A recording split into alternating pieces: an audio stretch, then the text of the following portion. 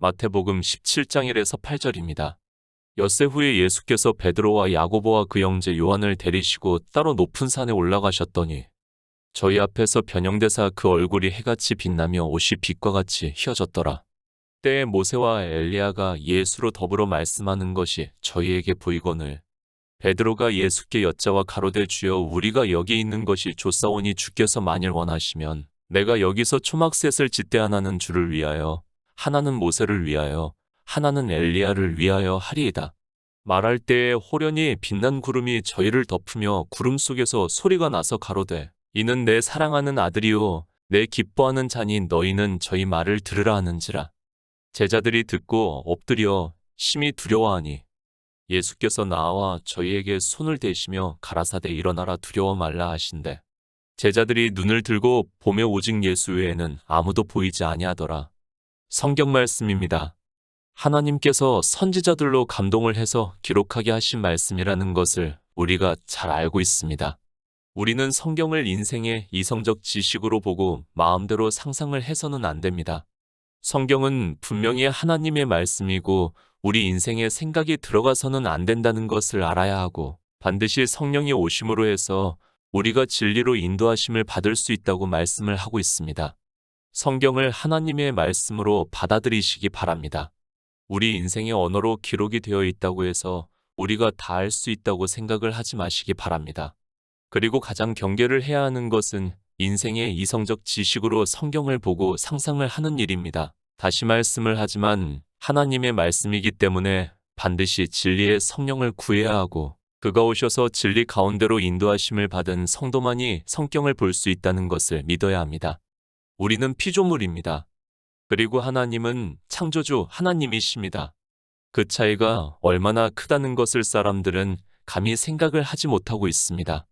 그리고 자기들의 언어로 성경이 기록이 되어 있으니까 마치 자기들이 대단한 존재나 되는 것으로 생각을 하고 있고 하나님의 말씀을 보면서 마음대로 상상을 하고 있고 그런 그들이 스스로를 사망의 길로 가게 하고 있지만 깨닫지를 못하고 있습니다. 저는 방언의 은사를 믿습니다.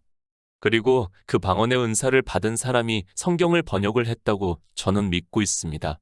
그러나 사람들은 성령에 대해서도 잘 모르고 있고 또 은사에 대해서도 모르다 보니까 번역이 되어 있는 성경에 대해서 유대인들이 받아들이는 것과는 본질적으로 다르다는 것을 알고 있어야 합니다.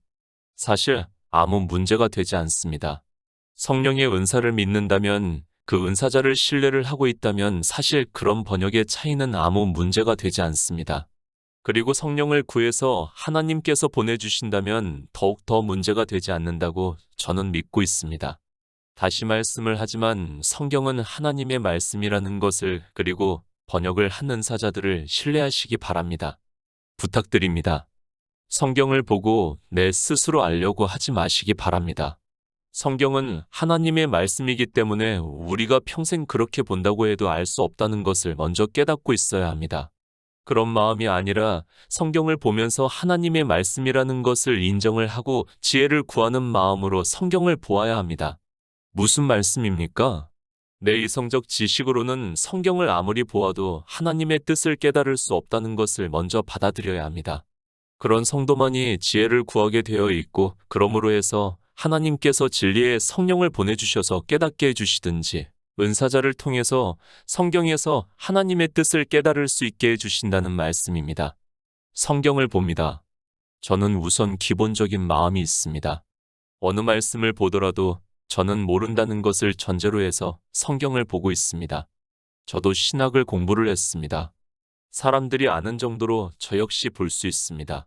그러나 저는 성경을 대하는 자세가 하나님의 말씀으로 보고 있고 저는 피조물이라는 것을 늘 생각을 하면서 아무리 쉬운 말씀이라고 해도 모른다는 것을 전제로 해서 보고 있습니다. 실제 그렇습니다. 저는 아직까지도 성경을 보면 모르는 말씀들이 많이 있습니다.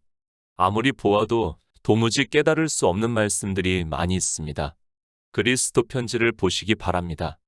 얼마나 많은 말씀들을 풀어서 올렸는가를 알 수 있습니다. 그러나 아직까지도 저는 성경을 그렇게 보고 있습니다. 아니, 실제 그렇기 때문에 지혜를 구할 수밖에 없습니다.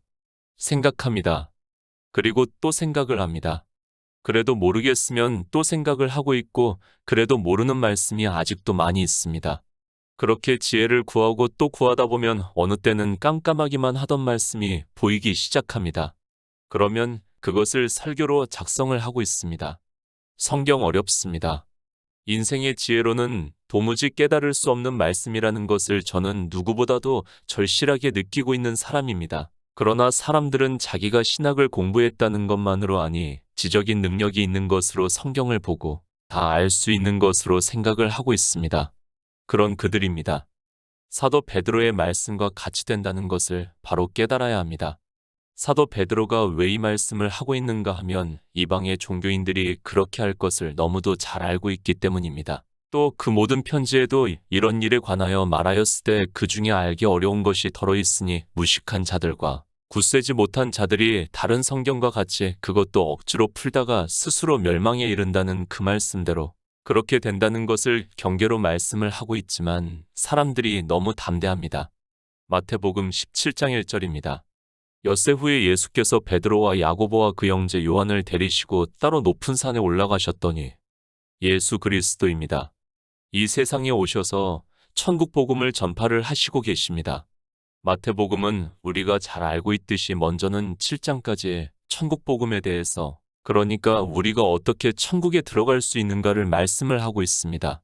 그래서 사도 마태는 주님께서 말씀을 시작하시는 것을 심령이 가난한 자는 복이 있나니 천국이 저희 것임이라는 말씀으로 하고 있는 것을 볼 수 있습니다. 그리고 병자들을 고쳐주십니다. 또 보리떡 5개로 5,000명을 먹이시는 표적을 나타내 주시고 있습니다. 그러자 유대인들은 성경에서 증거를 하는 대로 그리스도께서 오신 것으로 생각을 하고 있습니다. 그러나 역시 서기관과 바리새인들은 그들이 지키고 있는 율법의 문제로 예수 그리스도를 영접을 하지 않고 있고 많은 표적을 보고도 하늘로 오는 표적을 보기를 구하고 있는 것을 볼 수 있습니다. 안 믿습니다. 그것을 사도 요한은 빛이 어두움에 비추며 어두움이 깨닫지 못하더라고 말씀을 하고 있습니다. 하나님을 믿는다고 하는 유대인들이 율법을 지키는 어두움에 있음으로 해서 예수 그리스도께서 이 세상에 오셔서 천국 복음을 전파를 하시고 계시지만 그것을 깨달을 수 있는 지혜가 없었다는 것을 말씀을 하고 있습니다. 그런 유대인들입니다.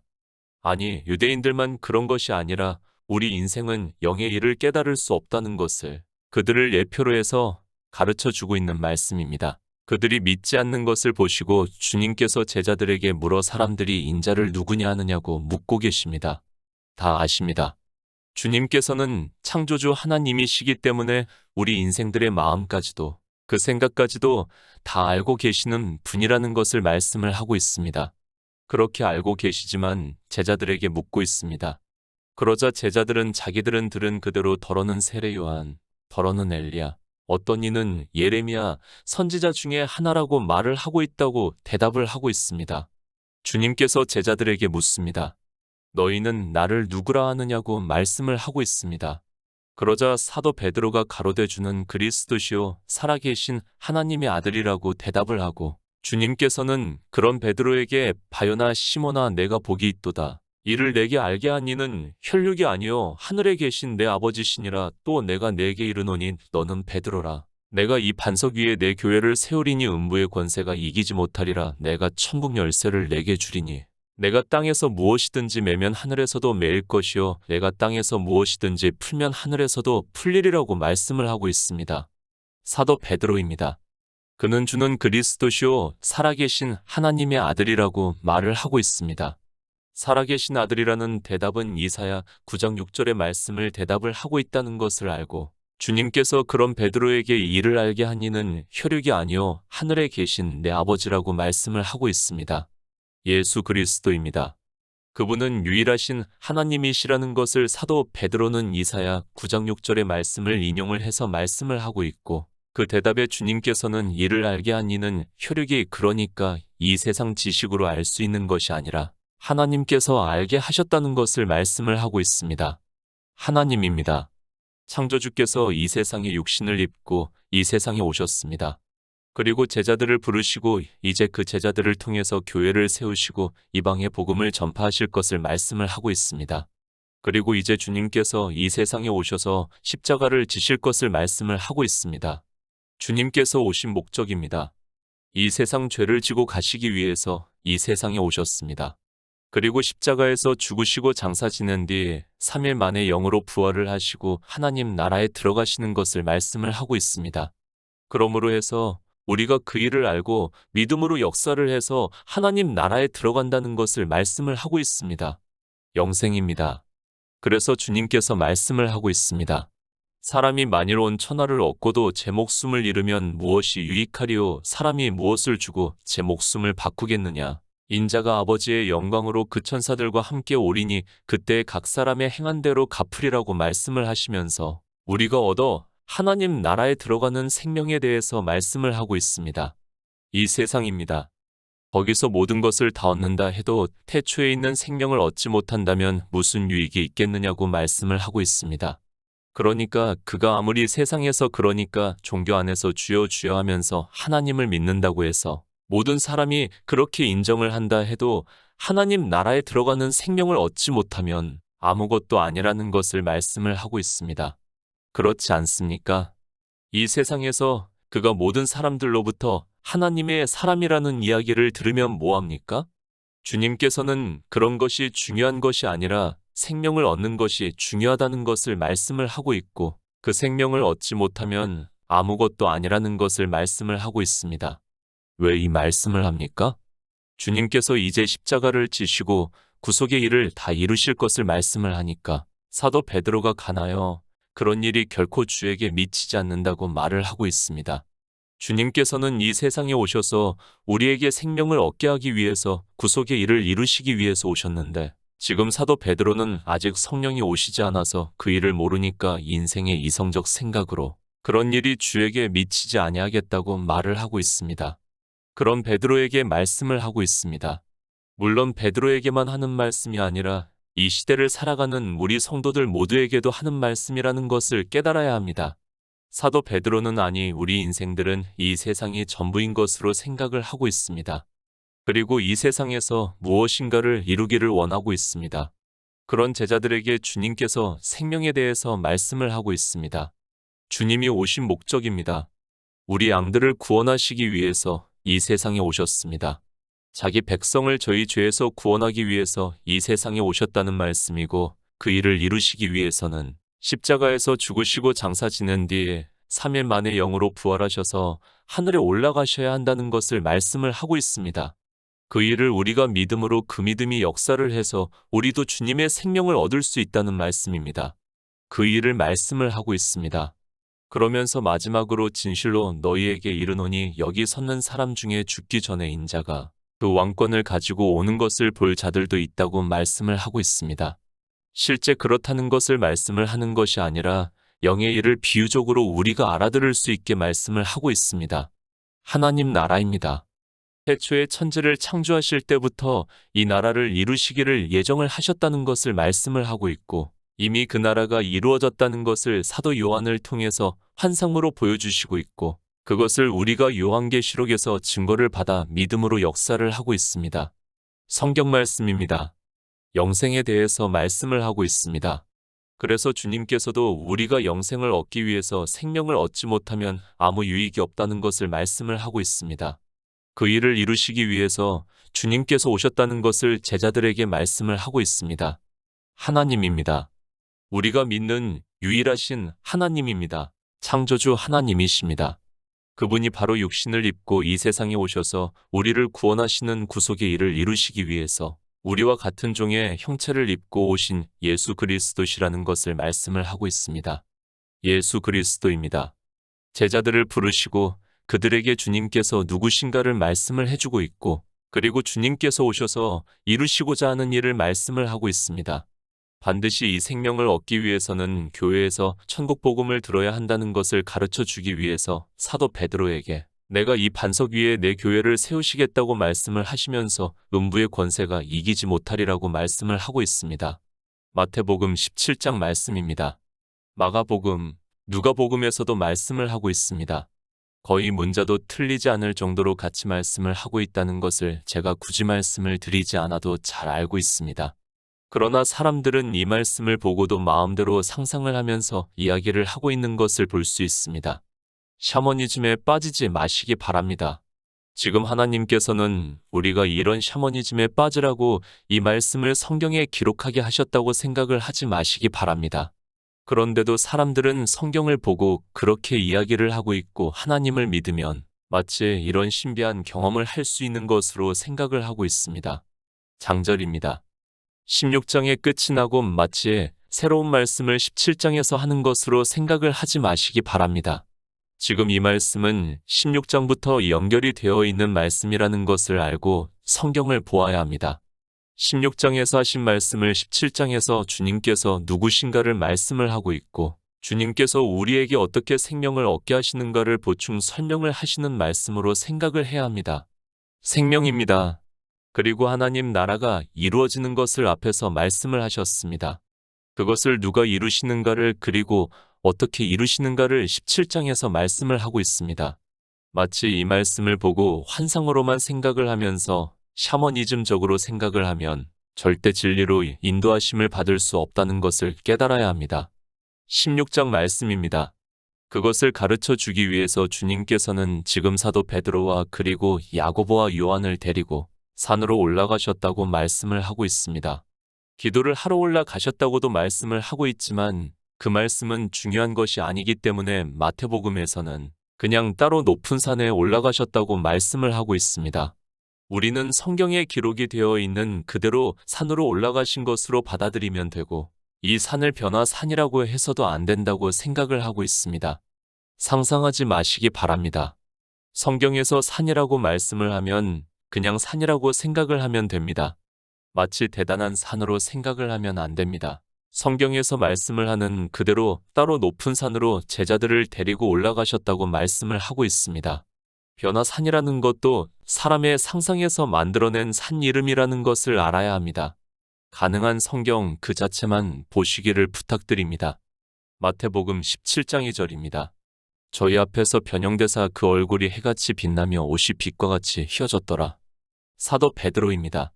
가라사대 너희는 나를 누구라 하느냐고 주님께서 묻자 주는 그리스도시요 살아계신 하나님의 아들이시니이다 라고 대답을 하고 있습니다. 사도 베드로는 아직 성령을 받지 않았습니다.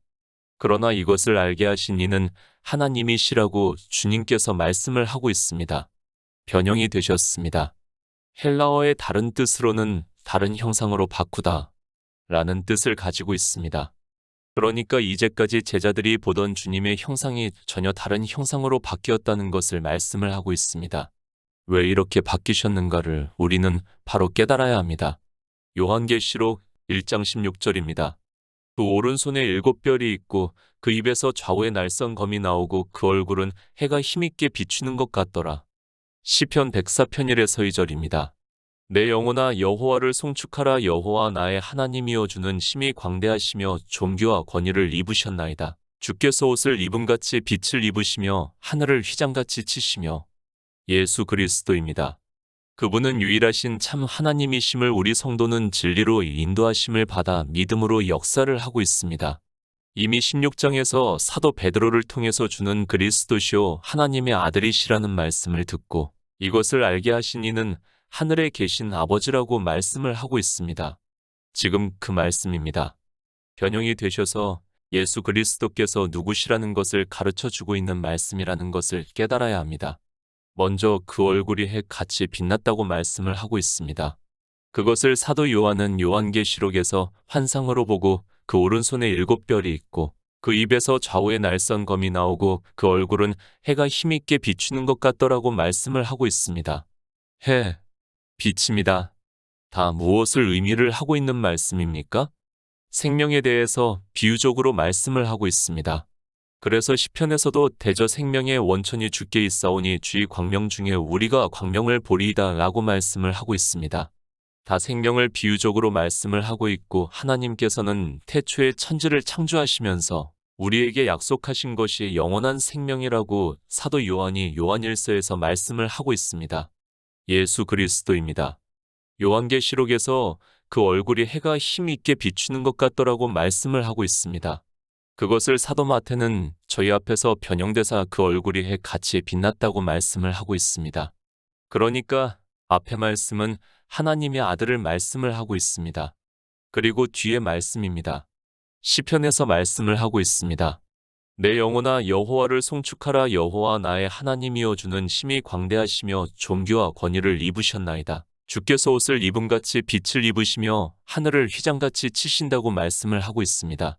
예수 그리스도께서는 우리가 믿는 유일하신 하나님이심을 지금 제자들에게 변형이 되시면서 보여주시고 있다는 것을 깨달아야 합니다. 삼위일체입니까? 정말 말도 안 되는 이야기를 하지 마시기 바랍니다.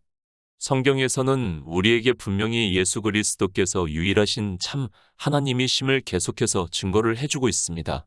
지금 주님께서 제자들 앞에서 그 모습이 변형이 되신 것은 내가 하나님의 아들이고 내가 하나님이시라는 것을 의미적으로 가르쳐주고 있는 말씀이라는 것을 깨달아야 합니다.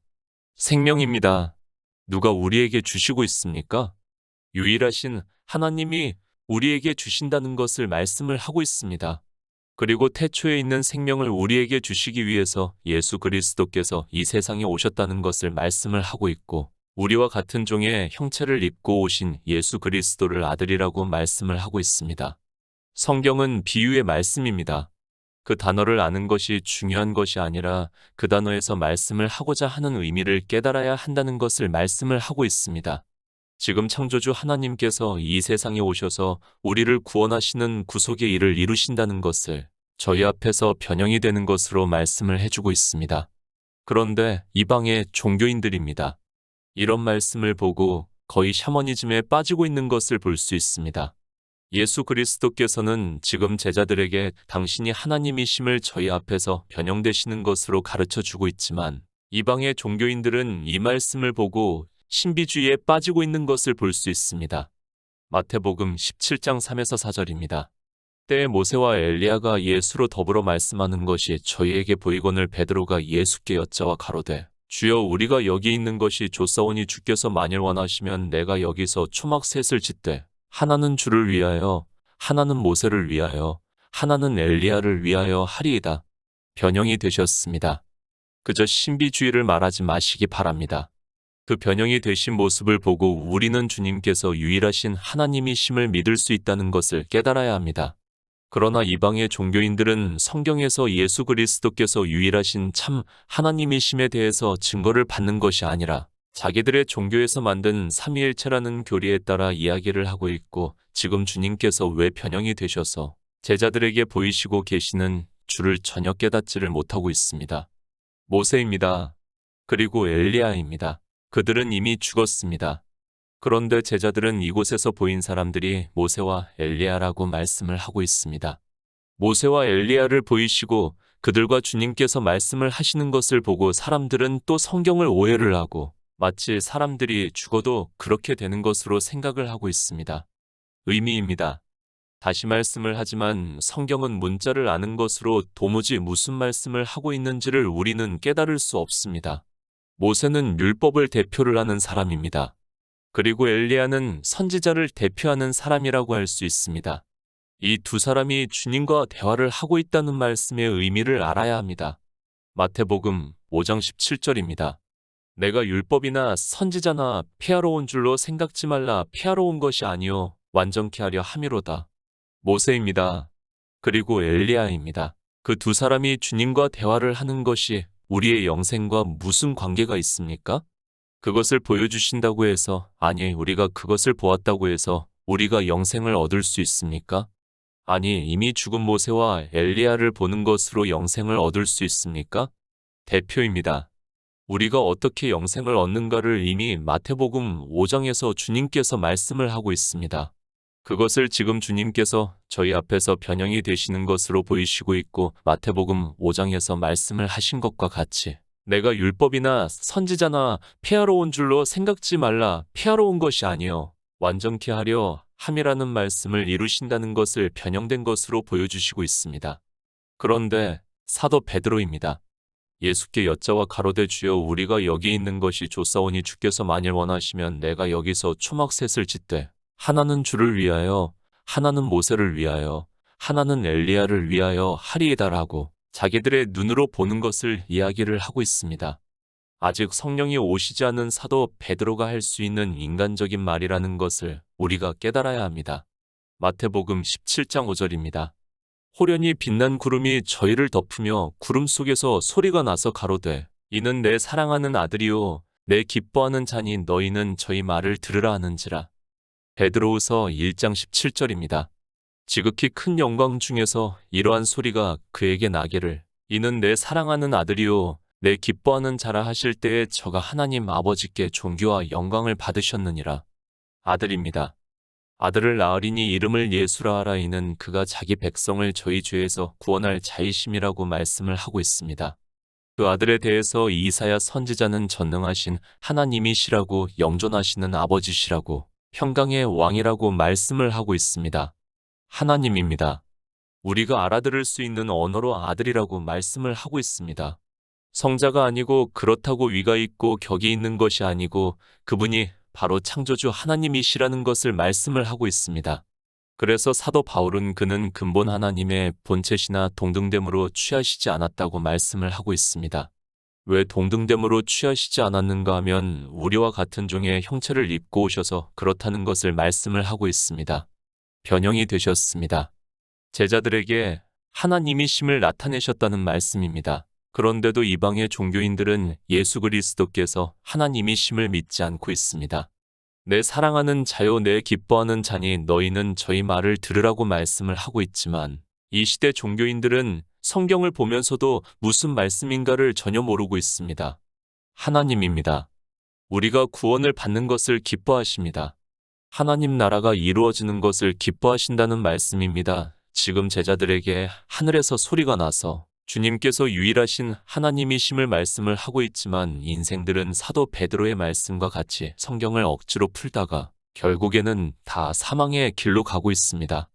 변형이 되셨습니다. 그것을 보여주시기 위해서 제자들이 보는 가운데서 변형이 되셨습니까?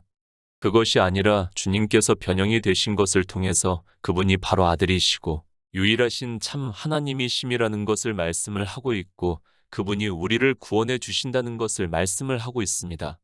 하나님의 아들입니다. 그분이 이 세상에 육신을 입고 오신 예수 그리스도시고 바로 그분이 우리가 믿는 창조주 하나님이시라는 것을 말씀을 하고 있습니다. 사도 베드로는 모세와 엘리야와 말씀을 하는 것을 보고 여기에 초막셋을 짓겠다고 하지만 주님께서는 우리를 구원하시기 위해서 이 세상에 오셨다는 것을 가르쳐 주고 있는 말씀입니다. 마태복음 17장 6에서 8절입니다. 제자들이 듣고 엎드려 심히 두려워하니 예수께서 나와 저희에게 손을 대시며 가라사대 일어나라. 두려워 말라 하신대 제자들이 눈을 들고 보며 오직 예수 외에는 아무도 보이지 아니하더라. 제자들입니다. 그들 역시 우리와 같은 인생이라는 것을 알아야 합니다. 사실 지금 주님께서 변형이 되시고 모세와 엘리야가 보이는 일은 제자들로서는 너무도 두려운 일입니다. 그들 역시 유대인으로서 하나님을 조상 대대로 믿은 자손이라는 것을 생각을 해야 합니다. 16장에서 십자가를 말씀을 하시고 변형이 되사 그 모습을 보이신 것은 하나님께서 우리에게 영생을 주기 위해서 이 세상에 오셨다는 것을 가르쳐 주고 있는 말씀입니다. 두렵습니다. 그러나 주님께서 제자들에게 두려워 말라고 말씀을 하고 있습니다. 사실 우리가 영의 일을 깨닫고 영생을 얻는 일은 인생의 철학적 지식으로는 도무지 깨달을 수 없어 두렵기만 합니다. 그러나 주님께서는 영생을 얻는 일을 두려워 말라고 말씀을 하고 있습니다. 실제 복음을 전하면서 인간적으로도 두려운 일이 많았지만 제자들은 믿음으로 역사를 할 수 있었습니다. 인생입니다. 그리고 예수 그리스도는 창조주 하나님이심을 믿어야 합니다. 물론 아직 성령이 오시지 않아서 제자들이 다 믿을 수는 없었겠지만 후에 성령이 오시고 난 후에 제자들은 주님께서 이 세상에 육신을 입고 하나님이심을 증거를 하고 있습니다. 예수 그리스도를 믿으시기 바랍니다. 그분은 창조주 하나님이십니다. 그분은 태초에 천지를 창조하실 때부터 우리에게 영원한 생명을 얻게 하기 위해서 이 세상에 오셔서 모든 구속의 일을 이루심으로 해서 하나님 나라를 이루셨다는 것을 말씀을 하고 있습니다. 예수 그리스도를 믿어 생명을 얻어 하나님 나라에 들어가는 성도가 되시기를 부탁드립니다.